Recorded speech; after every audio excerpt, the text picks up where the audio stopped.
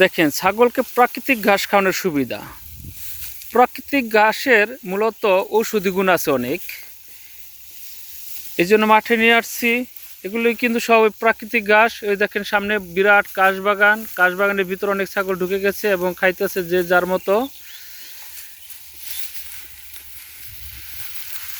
আর মূলত অনেকেই মনে করে যে শুধু নেপিয়ার পাকচন অথবা স্পট নেপিয়ার অথবা জার্মান অজানা হাইব্রিড এইগুলি ঘাস খাওয়ালে বুঝি ছাগল সুস্থ হয়, আসলে না। মূলত ছাগলের হরেক রকম খাবার খেতে দিতে হবে। সেটা হতে পারে নেপিয়ার জাতীয় যেগুলি দামি ঘাস আছে তা তো খাওয়াবে নেই, এর পাশাপাশি কিছু প্রাকৃতিক ঘাস দিতে হবে।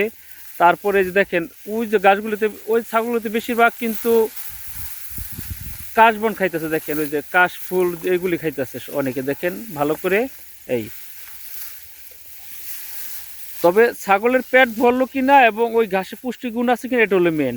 তবে একটা কথা মনে রাখবেন, ছাগল গাছ যত সবুজ তার পুষ্টিগুণ তত বেশি, এটা আমার ধারণা। তবে দেখছি বেশি সবুজ ঘাস খাওয়ালে মূলত ছাগল ভালো থাকে। এই আর শীতের মধ্যে দেখেন নিয়ে আসছি।